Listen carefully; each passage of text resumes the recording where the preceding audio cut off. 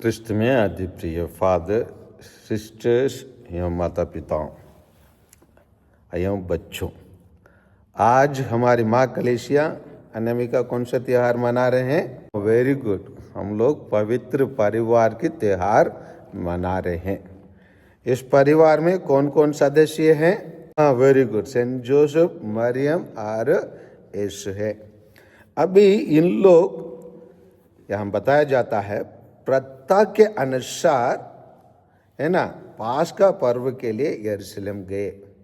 ये प्रथा यही था, हर यहूदी वो एक वर्ष में 3 बार यरूशलेम जाना अनिवार्य था। कितने बार जाने अनिवार्य था? 3 बार। ये 3 महान त्योहार थे। एक तो पासओवर, ये पासओवर त्योहार जब उन लोग मिस्र देश से निकले थे और प्रतिज्ञता का देश कनान देश पहुंचने का यादगारी में उन लोग इस त्योहार को मनाते हैं। एक महान त्योहार है। और दूसरा है, उसको सबावत कहते हैं। उसी त्योहार में उन लोग का धर्म ग्रंथ, यहूदी लोगों का धर्म ग्रंथ जानते हैं कौन सा है? हाँ, तोरा। हाँ, तोरा के आधार पर उसी नेम को उनको ईश्वर ने दिया है बोलकर ईश्वर को धन्यवाद देते हुए उसी त्योहार को मनाते थे। और तीसरा त्योहार है सिकावत, जैसे हम लोगों का नया कहानी के जैसे हम लोग साउथ में उसको पोंगल और मकर संक्रांति इसी प्रकार नाम से बुलाते हैं, उसी त्योहार के मनाते हैं। इन 3 त्योहार में उन लोग जाते थे। अभी जब इसी पर्व के टाइम पर जब उन लोग जाते थे, उसी टाइम पर प्रभु यीशु का उम्र 12 वर्ष का था। ये 12 वर्ष महत्वपूर्ण होता है। जैसे हम लोग वहाँ गए थे, त्योहार हो गया, और जब उन लोग लौटे, बालक यीशु अपना माता पिता के अनजान में कहाँ रह गए? यरूशलेम में रह गया। अभी कभी कभी इसी बातों को उठाकर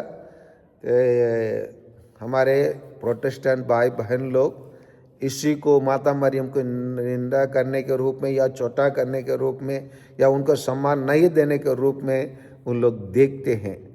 क्योंकि कैसे अगर माता मरियम और सेंट जोसेफ अगर ख्याल रखे होते, ऐसे घटना नहीं होते। लोग अच्छे माता पिता नहीं है बोल के कभी कभी एक पास्टर ऐसे उपदेश देने लगा, और उस भी में इतना मैसेज किया उसको समझाने के लिए। फिर कुछ लोग उन लोग ये सब बात तो हमारे पास्टर लोग नहीं बोलते बोल के मैसेज करने लगे। उन लोग हमारे असली बात को उन लोग छुपा देते। यहाँ अनजाने में यरूशलेम में रह गया, मतलब प्रभु यीशु अगर इंग्लिश में देखेंगे तो स्टेड बैक, समझ में आ रहे ना? इंग्लिश में कहा जाता है स्टेड बैक।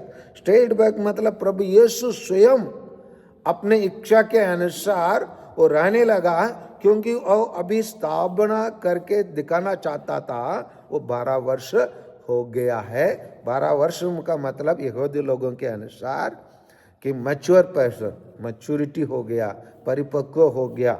उसी चीज को प्रभु यीशु प्रकट करने के लिए एक अवसर ढूंढ रहा था। ये अवसर उनके लिए सही अवसर के रूप में पाया गया, इसलिए उन लोग चले गए। और दूसरा एक कारण है, जैसे यहूदी लोग जब त्योहार के लिए जाते हैं, एक लाइन में पुरुष लोग जाते थे, एक लाइन में स्त्री लोग जाते थे। हो सकता है प्रभु यीशु मैं मम्मी के पास जा रहा हूँ बोल के निकल गया होगा, और या पापा के बोल के पास जा रहा हूँ बोल के अगर माता मरियम के पास, क्योंकि 12 साल के इसके कम बोले वालों को उन लोग माता पिता के किसी के पास भी किसी की भी लाइन में जा सकते थे बच्चे होने के कारण, लेकिन बड़े वो लोगों को 2 लाइन में जाना पड़ता था। इसी एक कारण है क्यों प्रभु यीशु उनके अनजाने में रहने का मुख्य कारण है। लेकिन एक दिन की यात्रा के बाद उन लोग यहाँ प्रभु यीशु को खोजने लगे, और उन लोग जहाँ प्रभु यीशु थे वहाँ पहुँच गए। कहाँ थे उन लोग? उन्होंने यीशु को मंदिर में कहाँ बैठे हुए, किसके साथ? शास्त्रियों के बीच बैठते हुए, और उनके बातें सुनते और उनसे प्रसन्न करता पाया गया। अगर खोया हुआ प्रभु यीशु होता क्या हो जाता था? प्रभु यीशु भी माता मरियम को कोसते हुए रो पड़ा, कहीं कोने में बैठा रहा होता। नहीं तो मंदिर में जो खोए हुए लोगों के लिए अनाउंसमेंट होता है ना, इनका बेटा बेटी खो गया है, हमारे पास सलामत पाया गया है, और जो है इनके माता पिता आकर इनको ले जाइए बोलकर उन दिनों में क्या डिंडोरा बजाकर वो लोग क्या करते थे?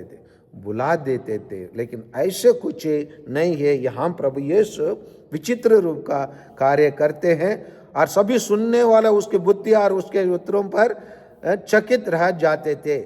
और प्रभु यीशु से माता मरियम प्रश्न करती है, बेटा तुमने हमारे साथ ऐसे क्यों किया? देखो तो तुम्हारे पिता और मैं दुखी होकर तुमको ढूंढते रहे। उन लोग अपने व्याकुल को प्रकट करते हैं, लेकिन प्रभु यीशु उनके व्याकुल से वो ज्यादा प्रभावित नहीं हुआ। वो अपने आप को प्रकट करने में वो आगे बढ़ते हैं और अपने आप को प्रदर्शित करते हैं। वो वास्तविक अभी कौन है? माता पिताओं का भी समझना चाहिए कि वो किस कार्य से इस दुनिया में आए बोलकर वो उत्तर देता है, मुझे ढूंढने की जरूरत क्या थी? क्या आप यह नहीं जानते थे कि मैं निश्चय ही अपने पिता के घर में होऊंगा? यहाँ पर यीशु उत्तर देकर सुनकर उन लोग समझ में नहीं आया भी एक बात है। और दूसरे सिमियोन जब मंदिर में प्रभु यीशु को चढ़ाने के टाइम पर अपने हाथ में उठाया और माता मरियम को क्या बोला? आपको एक तलवार हम बीतेंगे, हाँ आर पार करेंगे और बीतेंगे। उन्होंने भविष्यवाणी किया। इन सभी बातों को माता मरियम, इन सभी प्रभु यीशु का बात माता मरियम को जरूर है ना उनको दुख दे होंगे, क्योंकि वहाँ सबके सामने जब वो ऐसे बोला उन लोग तुरंत तो प्रश्न भी किया होंगे, इसका मतलब ये कौन है? आपको खोज के आए, आप तो अपने पिता के घर में होंगे बोल के कुछ उन लोग के संकट में देखे होंगे। फिर भी माता मरियम उन बातों को यहाँ बताया जाता है संचित रखा, मतलब उस पर मनन चिंतन करते रही, क्योंकि वो ईश्वर की कृपा पात्री थी, इसीलिए उन पर सभी बातों पर वो विशेष कर वो ध्यान रखती है। लेकिन पढ़िए 51 को पढ़िए, 2:51 को पढ़िए, प्रभु यीशु पढ़िए। हाँ उसके साथ नासरत गए। हाँ यही चीज हमारे बच्चों के लिए आजकल विशेष रूप से बहुत महत्वपूर्ण है, उनका अधीन रहे। आजकल के बच्चे अधीन रहने के लिए पसंद करते नहीं करते हैं, लेकिन इस चीज को प्रभु यीशु से हमको सीखने के लिए अधिक आवश्यकता है। और हम पर 52 में क्या बताया जाता है उसके भी पढ़िए। हाँ ईशा की बुद्धि और शरीर का विकास होता गया। यही प्रत्येक बच्चों में 12 साल के बाद बुद्धि और शरीर का विकास होना अधिक अनिवार्य है। और आगे बढ़िए। हाँ वह ईश्वर तथा मनुष्यों के अनुग्रह में बढ़ते गए। उसी प्रकार हमारे बच्चों लोग भी ईश्वर तथा मनुष्य के अनुग्रह में बढ़ते जाने के लिए अधिक आवश्यकता है। आइए प्यारे माता पिता भाइयों और बहनों, आज इस हमारा पवित्र परिवार के ये त्योहार से हमें क्या सीखना है? हम लोग प्रभु यीशु से क्या सीखना है, सेंट जोसेफ से क्या सीखना है और माता मरियम से क्या सीखना है, और उन सभी चीज़ों को कैसे अपने परिवार में अपनाने हैं उसके बारे में थोड़ा संक्षेप में देख लेते। हम लोग प्रभु यीशु से सीख सकते हैं। जैसे हम लोग यहाँ क्लियरली बताया जाता है, अधीन पर रहना मुश्किल होता है, बीइंग ओबीडिएंट बहुत मुश्किल हो जाता है इन दिनों में। विशेषकर जैसे आप लोग से प्रश्न किया, आप लोग सही उत्तर दिए, बच्चों लोग अधीन पर नहीं रहना चाहते हैं, इसलिए बच्चों लोग अधीन पर रहने सीखने के लिए विशेष रूप से प्रार्थना करें। और बुद्धि और शरीर का विकास हम प्रत्येक बच्चे में होने की आवश्यकता है। और ईश्वर तथा मनुष्यों का अनुग्रह मतलब कृपा और आशीष हमेशा ईश्वर हमारे परिवार में रहने वाले प्रत्येक बच्चों में रहने के लिए विशेष रूप से हम प्रार्थना करें।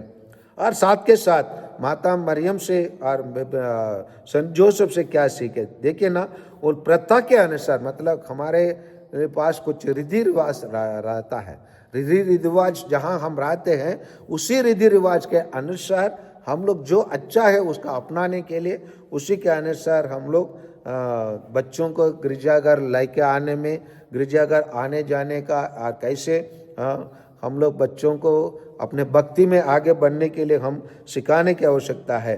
और माता मरियम जैसे हम लोग हर बातों पर, ईश्वर के वचनों पर चंचित रहना है, हम लोग ध्यान देना है और मेडिटेशन करना है और समझने के लिए कोशिश करना है। हर एक इस वचन को समझने के लिए हम प्रयास करें। और सेंट जोसेफ से वो अगुवाई करने में अच्छा रहा, वो है ना, और अपने परिवार को लेके जाने में एक यही नहीं कहा। बहुत सारे माता पिता इन दिनों माता लोग आजकल बातें हैं, है ना, क्या आप चले जाओ ना गिरजाघर, है ना, मेरे का और दूसरा काम है बोल के क्या कर देते, बच्चों और पत्नी को क्या कर देते, गिरजाघर भेज देते और मिस्टर लोग कहाँ रह जाते, हाँ घर में रह जाते। तो उसी प्रकार तो सेंट जोसेफ नहीं रहा है, वो अच्छे उदाहरण दिया है। वो भी पूरा परिवार के लेकर गिरजाघर गया, जो प्रथा के अनुसार जो कुछ करना है वो कार्य करता है। और जब उनको ये उत्तर मिला, मुझे ढूंढने की जरूरत क्या थी, क्या आप यह नहीं जानते थे कि मैं निश्चय अपने पिता के घर में होऊंगा, उस टाइम पर, है ना, उन लोग ईश्वर की इच्छा को समझ गए और उन लोग उसी बातों पर विरोध नहीं किए। अगर विरोध किया होता वहां पर बताया जाता है ना, समझ में आ रहे ना, विरोध नहीं किए। वो लोग ईश्वर की इच्छा को जानने के लिए और ईश्वर के इच्छा के अनुसार अपने बेटे को आगे बढ़ने के लिए वो लोग सौंप दिए और शांत रहे और उसी परिस्थिति को संभालने में उन लोग माता मरियम और सेंट जोसेफ, है ना, अच्छे से ईश्वर की इच्छा पूरा करने के लिए पूर्ण सहयोग दिए। और इसमें हम लोग ये भी कह सकते हैं उन लोग को अधीन पर यीशु भी रहा, यीशु के अधीन पर माता मरियम और सेंट जोसेफ भी रहा है। इसीलिए उन लोग अच्छे परिवार, पवित्र परिवार बना पाए। अगर नहीं अधीन पर नहीं रहा होते, उन लोग प्रभु यीशु को विरोध किए होते, ईश्वर के इच्छा का विरोध किए होते और उन लोग स्वर्गदूत का संदेशों को उन लोग विरोध कर ईश्वर के योजना में उन लोग भाग नहीं लिए होते। उन लोग अच्छे से ईश्वर की योजना में भाग लेने वाला भागीदार रहे, सहभागी रहे और उन लोग हर ईश्वर के योजना में पूरा करने में उन लोग तत्पर रहे। आइए हम लोग भी अपने परिवार में ईश्वर की योजना को पूरा करने के लिए हम लोग भी तत्पर रहे, ताकि हमारे बच्चों लोग भी बुद्धि और शरीर का विकास में होते जाए और ईश्वर तथा मनुष्यों का अनुग्रह न केवल हमारे बच्चों के लिए, प्रत्येक माता पिताओं के लिए, हमारे परिवार में रहने वाले सभी माता पिताओं और दादा दादी और बच्चे, हर बच्चों के लिए, हर रिश्तेदार में ईश्वर की और मनुष्यों का अनुग्रह मिलने के लिए आइए इस मिस्सा बलिदान में हम विशेष रूप से प्रार्थना करें, ताकि हमारा परिवार भी किनके परिवार के समान बने। सेंट जोसेफ, माता मरियम और प्रभु के यीशु के समान पवित्र परिवार बने। आमीन।